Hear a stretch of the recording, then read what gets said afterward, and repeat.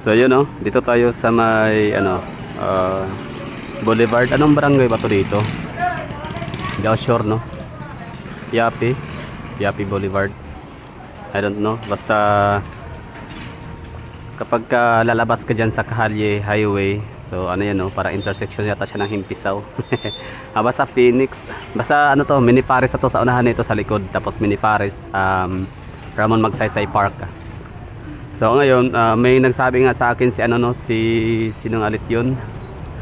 Adoration bla bla 3990 user. Ang sabi niya kasi mag-vlog daw ako sa Manila no. So sa mga kasulok-sulukan ng Manila, hindi daw yung puro Davao City lang. Well, siguro naman pwede ko rin naman gagawin yun. Kumbaga parang i-consider ko rin yun na makapag-vlog sa area ng ano, kasulok-sulukan ng Manila or Kamanidaan, parang Tondo no, mga ganun. Kaso nga lang nakatakot yung lugar na yun. So gagawin ko parang gusto ko muna mag-ensayo muna, practice no. Tingnan ko muna dito sa Davao City. Try natin na mag-vlog sa mga kasulok-sulukan ng Davao City. Sabihin natin hindi naman siya ganun ka IS no. Pero ano siya, medyo parang ganun na nga. Medyo IS na datingan, pero kita nyo naman tong IS na to dito. Informal settler ha, hindi siya squatter kasi pag squatter kasi ano yan pag sinabing squatter ano yan, may nagmamayari sa lupa, tapos may mga pumasok no na mga tao tumira sa lugar, tapos yung magiging ending i-squatin yung area, yung lupa. So sila man ay mapapaalis pero babayaran, di ba? So pwede na sila mag-demand kasi nga may ano na. Haya, vlogger kaya. Ya, vlogger ka. Wala, testing rapod. Ya, pakita ko sa mong vlog yan. Ano yung pangalan ni mo yan? Kan YouTube.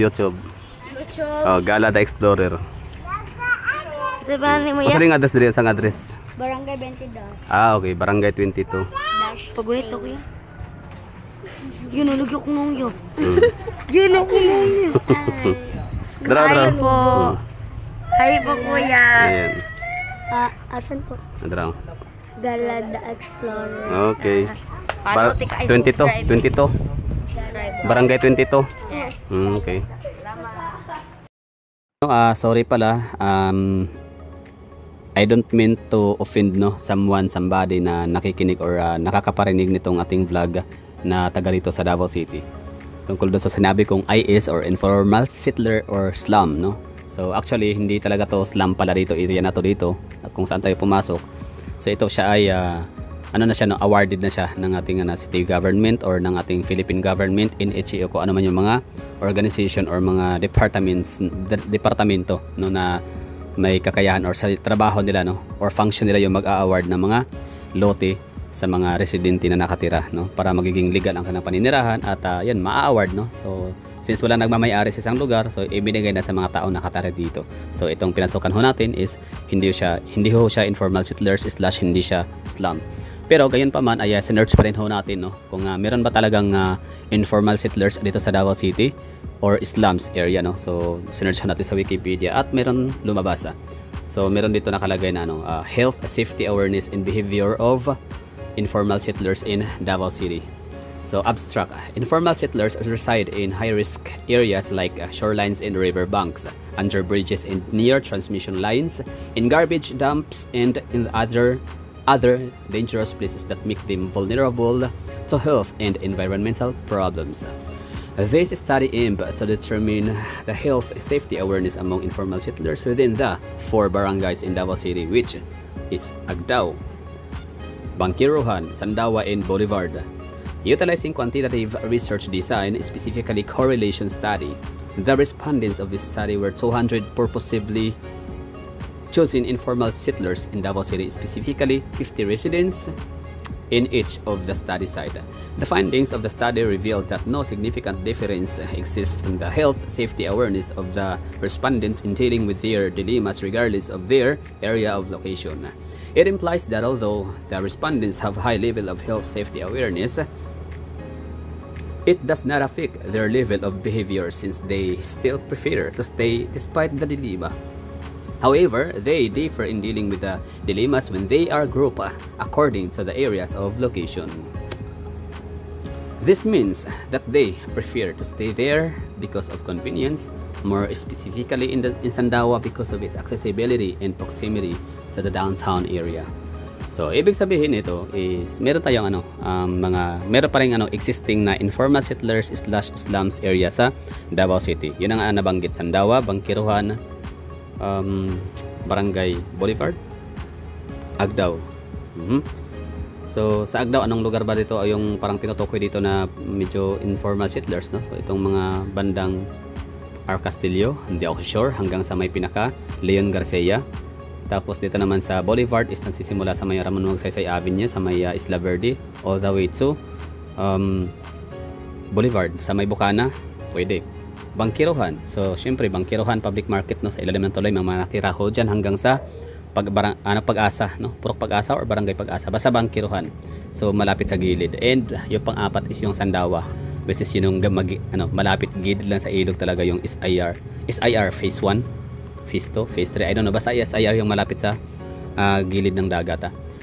Although hindi nabanggit yung yung Magallanes Riverside, Magallanes, 'di ba? Parang din informal settlers din yung area na yan eh. So sila yung mga matutukoy natin dito or madedetermine natin na informal settlers. Malapit sa shorelines, under the bridges, malapit sa riverbanks, and mga garbage area. Anyway, so yun lang. So confirmed, meron tayong IS area sa Davao City. Meron tayong mga informal settlers / slums area or mga distressed places. Pero yun nga, it doesn't mean na doon sila nakatira is sila distressed, no? May trabaho pa rin sila, may hanap buhay. Kaya ang ating slum area sa Davao City, yung ating IS informal settlers area sa Davao City, is hindi siya kapareha sa informal settlers ng ibang mga mega cities like sabihin natin Manila for example, no? At kung kayo nanonood ito na hindi taga Metro Manila, so tingin niyo meron ba kayo informal settlers din sa inyong lugar? So yun po yun, no? Tingnan niyo ang difference, no? O pwede niyo i-differentiate itong makikita ho niyo sa aking video at sa inyong informal settlers area. So Davao City informal settlers area is malinis pa rin siya, peaceful pa rin, safety. So hindi nako-compromise ang health ng ating mga kababayan na nakatira dito sa area. Pero yun nga, ulitin ko, itong ating nilalakaran ay hindi ho talaga siya hindi siya pasok doon sa kategory na informal settlers slum area, kasi nga ito, no, parang awarded na. Dati yes, slum or IS. So ngayon medyo mas na sila, kinikilala na sila din yung may-ari ng lugar.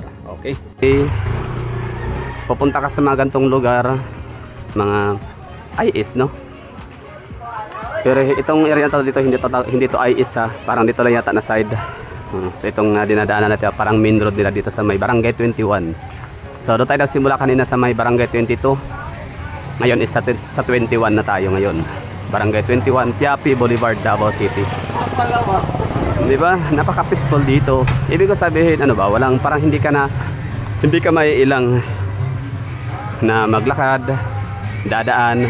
Although, hindi maiiwasan, kung napapansin nyo, may mga bata lumalapit sa atin kasi nga, sino ba naman kasi ang tao na wala namang kasama pero nagsasalita, di ba? Wala namang cellphone na dala, wala namang kausap sa telepono, di ba? Pero, yun, may parang kinakausap. So ako yun, no? Bali, syempre nagba-vlog. So alam nila, vlog yan, may lumalapit.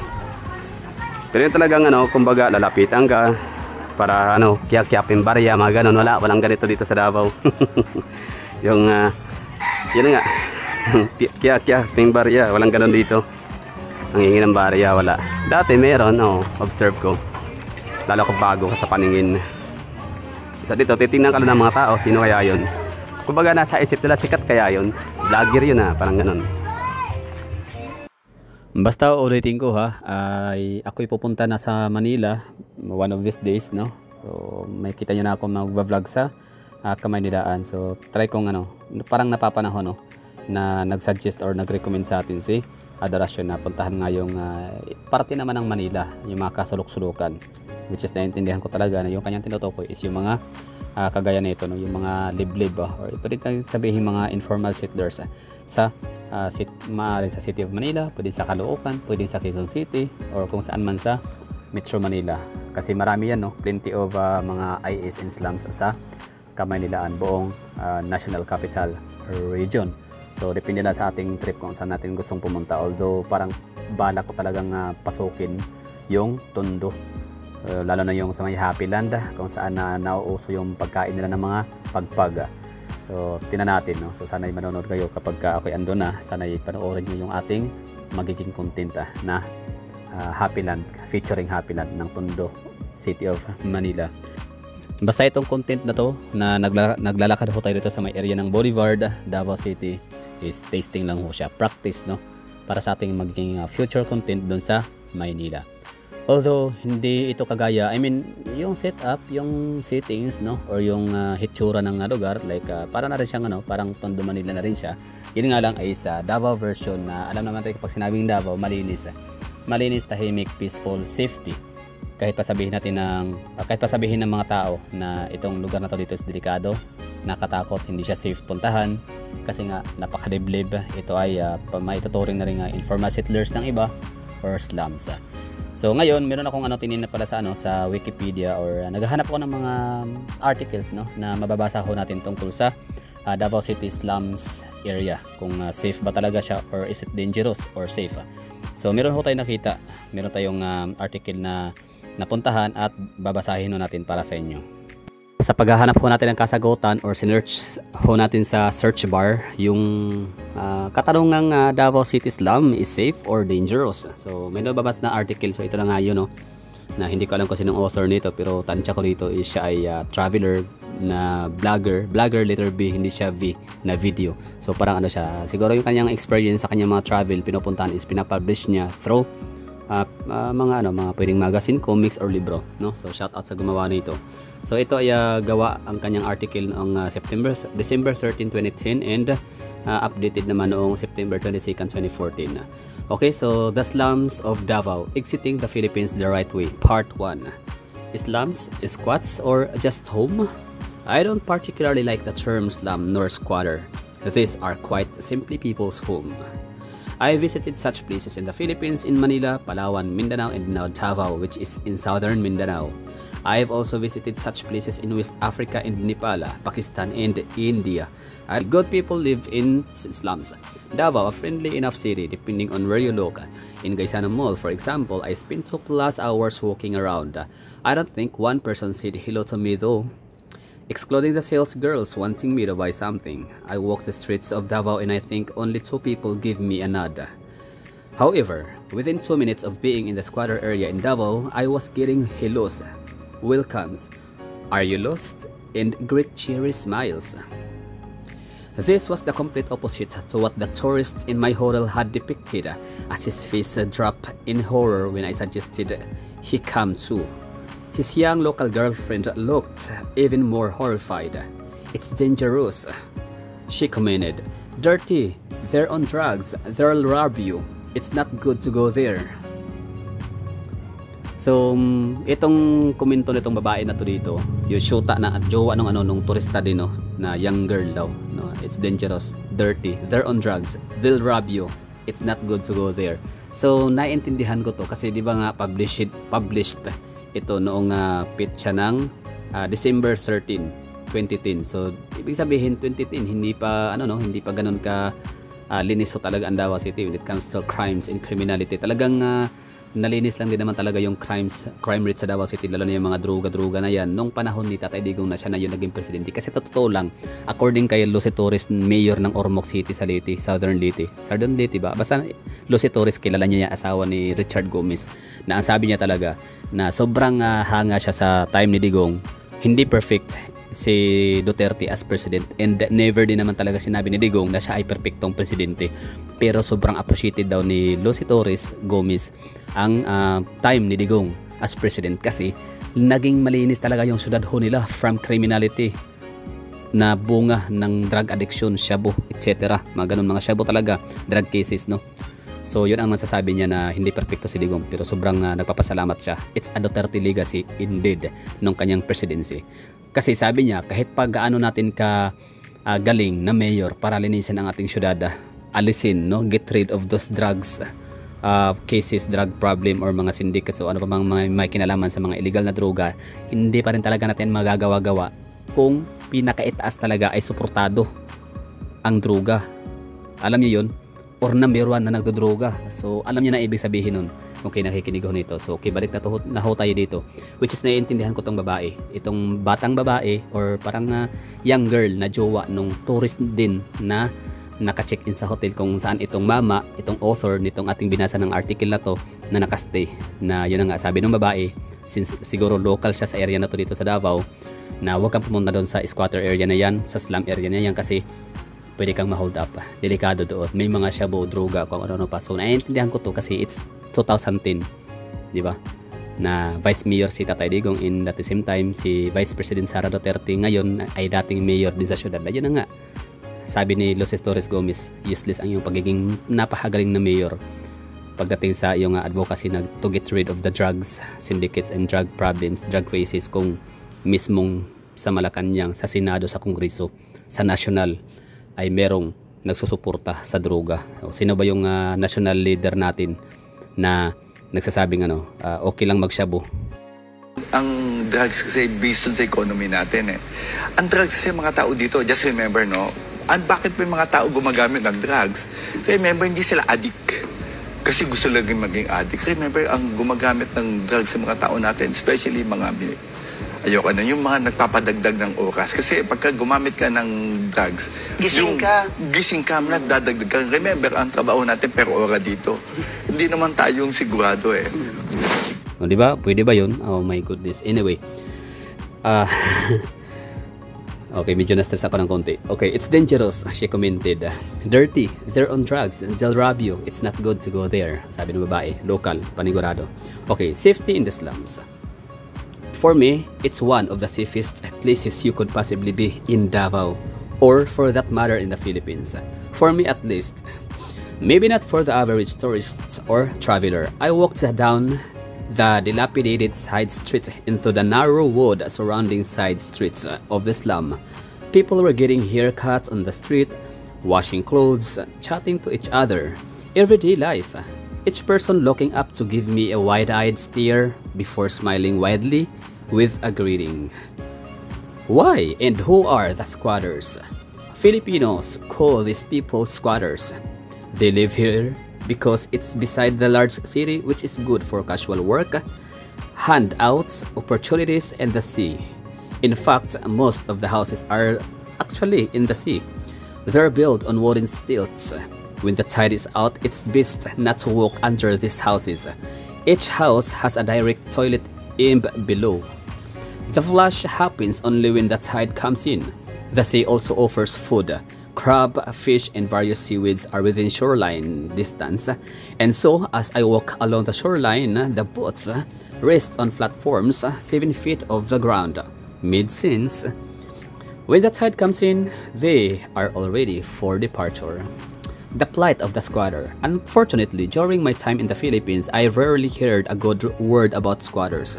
Locals turned their noses up at them and deemed them dirty and crime-ridden people. The higher, richer class of Filipino only seem to talk about the eyesore they cause to the cities and the due date for the planned demolition of their homes. Talk is cheap when it comes to life in the slums. I've heard from at least one NGO who tries to protect their rights for a place to live, and one high-ranking official who babbled off a plan to rehouse them. Sadly, it reminded me of the similar scenario from the slums in Lagos, Nigeria. People who told they'd be offered alternative housing. This was said as their house was being destroyed in front of them. In the Philippines, 2 letters from the authorities are meant to be delivered beforehand warning of this. They said alternative housing was awaiting them. The reality was they are yet to be built.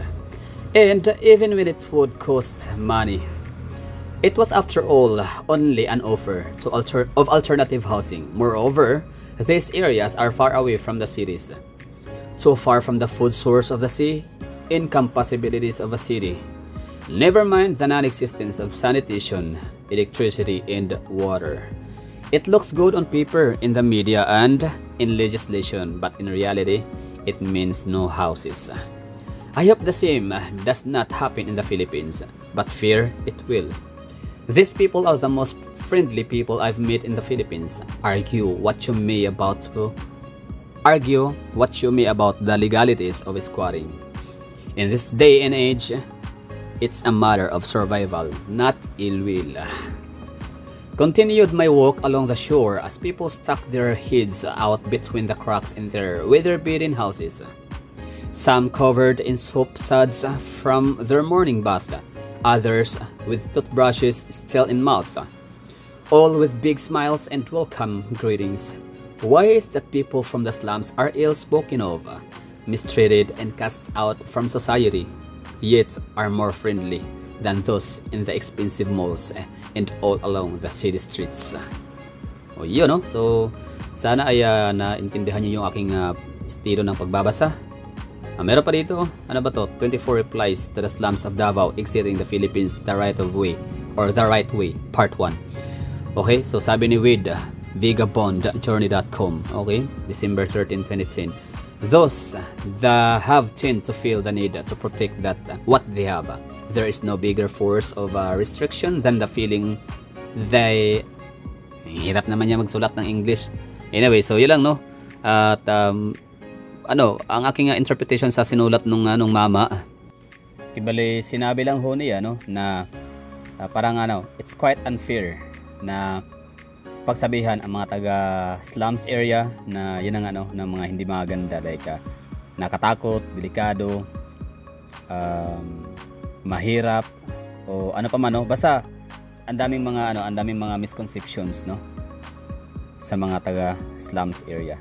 So sabi nga niya, hindi sila squatter, sila ay talaga naninirahan lang talaga sa lugar, no, kasi nga mas malapit sa city, mas malapit sa opportunities, sa pagkain lahat, no, necessities, so very very accessible sa lahat, so that's why na merong slums. So yun na nga, bali ang pinaka point of view ho dito is yun na nga, marami siyang binanggit, diba, napunta siya ng India, Nepal, West Africa, napunta na siya ng Tondo, ng Manila, Palawan, basta maraming mga squatter area sa Pilipinas, pero one of the best or one of the kind ang slum area ng Davao City, kasi nga mas safer, mas friendly, and mas malinis ang lugar dito sa Davao City.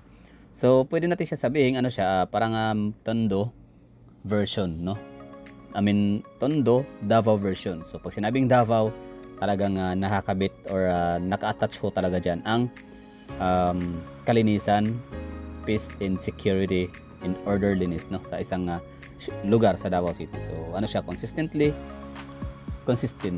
beautiful, diba? Basta consistent ang Davao City. Hindi siya yung sabi ng iba na malinis lang yung Davao City, kasi nasa downtown area, nasa market, nasa commercial area, malapit sa City Hall, may mga street sweepers.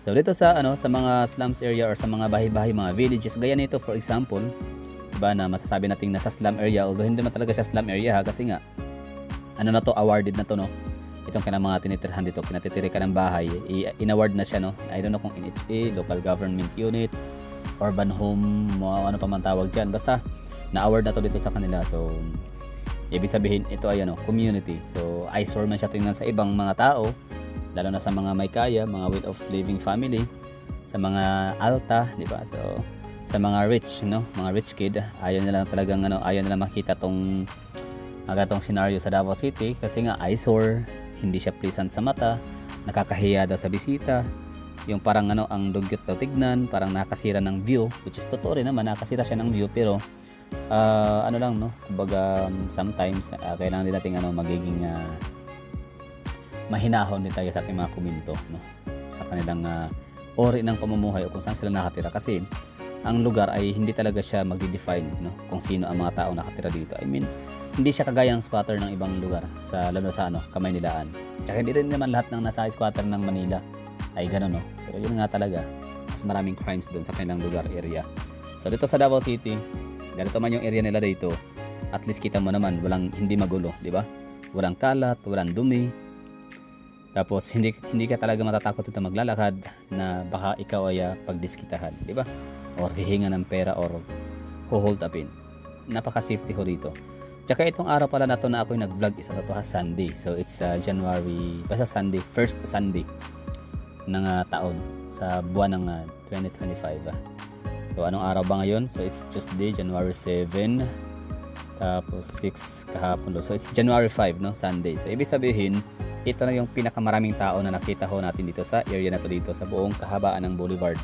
Pansin nyo, may mga tao siya, pero I mean Sunday ho ito. Ibig sabihin kasi ng Sunday is family day. It's basically the rest day sa Pilipinas, di ba? So walang pasok, di ba? Walang eskwela. Yung mga government employees nasa bahay. So mostly nasa bahay lang, nagkakaraoke, nagvi-videoke, di ba? Nagiinuman, nagkakantahan, nagkakasiyahan, mga bata naglalaro sa lansangan, I mean sa kalye, naglalaro sa basketballan, di ba? So yun po yung crowd na nakita ho ninyo. Yun na ho yung pinaka-crowded moment or pinaka-crowded na araw dito sa Davao City, sa mga villages or sa ganitong mga lugar, no? Sabi ito yung boulevard area na tinatawag ng iba slum area, squatter area. So hindi siya squatter, hindi siya slum, ano siya, community talaga siya, bahay-bahay, no? So walang pinagkaiba dito. Yun na nga, sabi nga ng vlogger, nung author, na di hamak na mas maganda pa nga raw itong lugar na ganito, di hamak na mas friendly to compare sa mga nakatira sa mga high-end and exclusive villages or mga subdivision.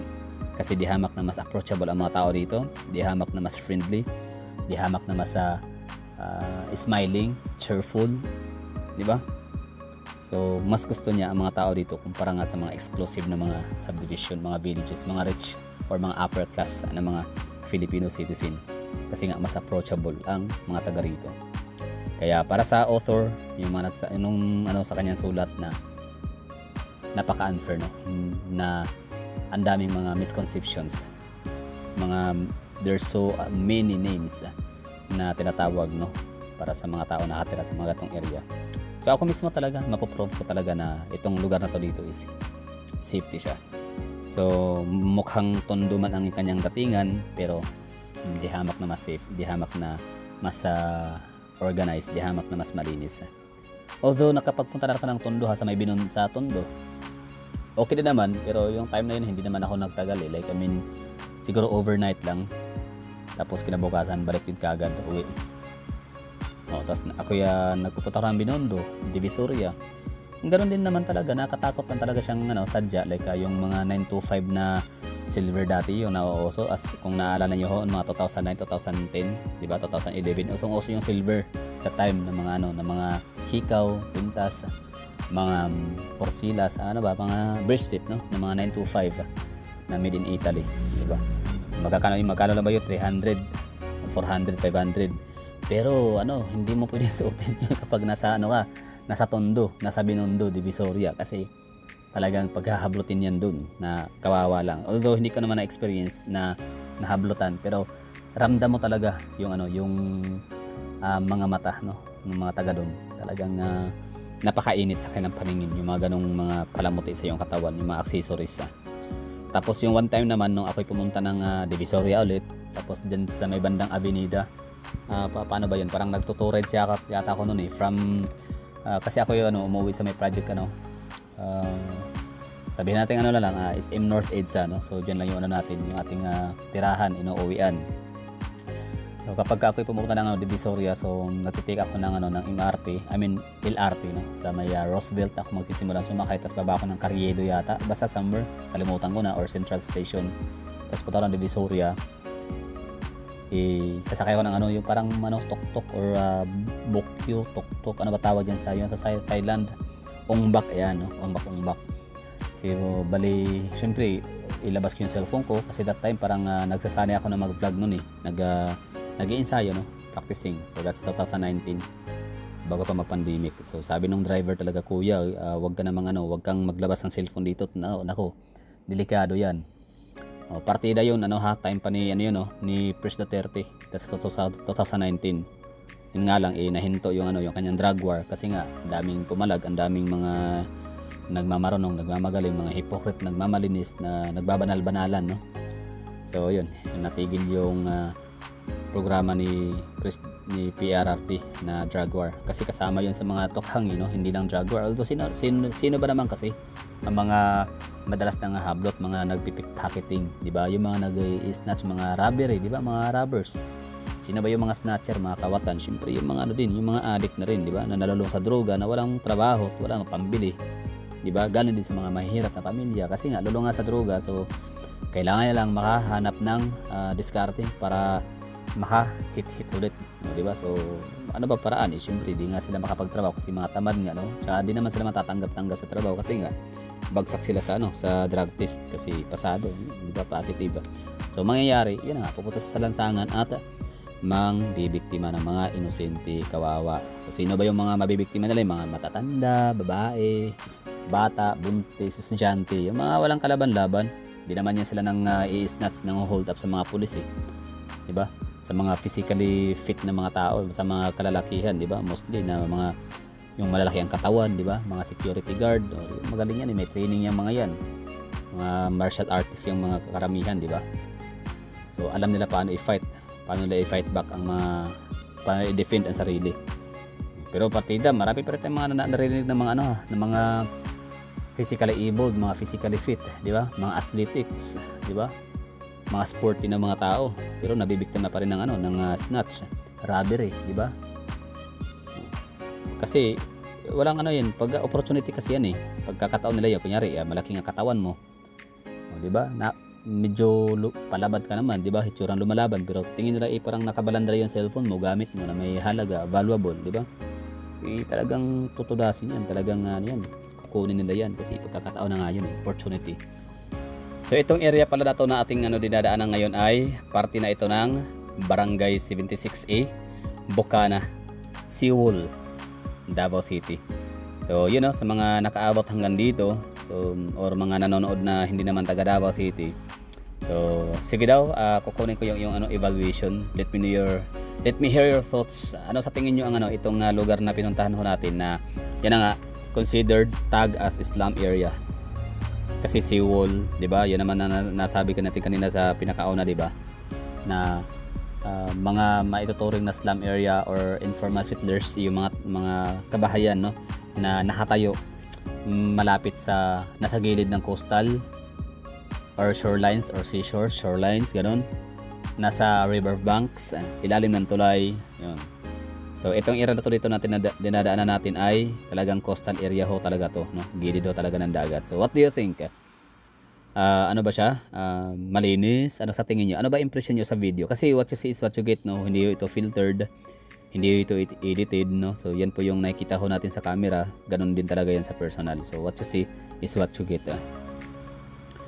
So mapa-lens man ang ating camera or sa naked eye man ho natin, ganyan ho talaga yung hitsura, yung kanyang pinaka postura. So yan lang. At sana nagustuhan ho ninyo yung ating vlog dito. Tapos yan lang, voice over lang ho ito, and pakinggan na ho natin yung pinaka real na natin statement, pinaka real time, pinaka live na statement. Hindi na siya recording, hindi na siya voice over. So shout out mga taga Bocana. Hello. Shout out.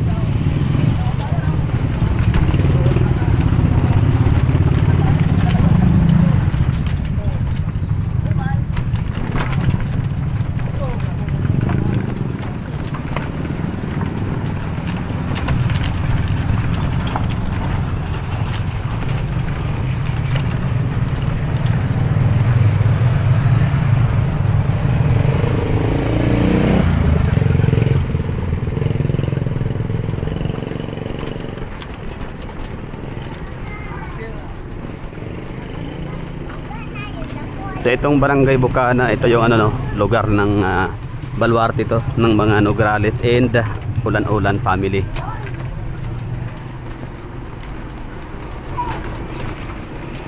Kumusta na kayong Ulan-Ulan family, Bakit hindi na natin sila naririnig sa limelight, sa political stage? I mean, sa politics.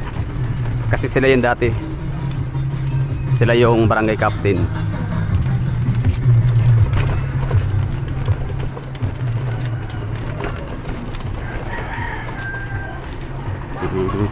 Okay.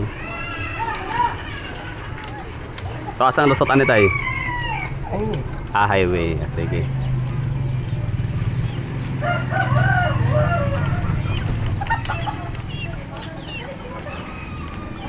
So sa mga nagtatanong kung saan nga ba may magandang pwedeng tumira sa Davao City, lahat naman depende kasi sa preference natin yan. Kung gusto ng city proper, meron tayong may Bukana. Yun nga lang, itong area na to dito ay bahain, no? Malapit kasi sa dagat. Alright, battery low na tayo, malapit na, less than 10%. Okay lang, tingnan natin hanggang saan naabot itong natin, battery na below 10%.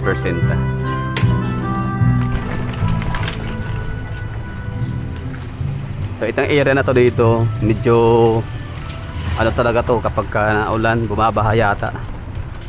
Feeling ko lang, di pa naman ako napunta dito na may ulan.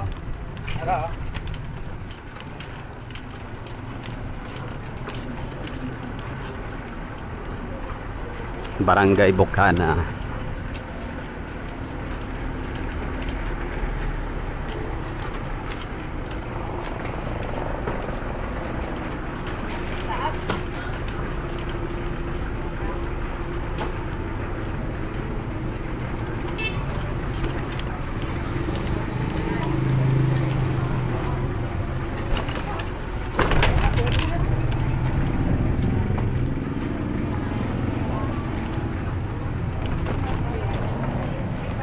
Purok 14, Boshua 1, 76A, Bukana, Poblacion District, Davao City.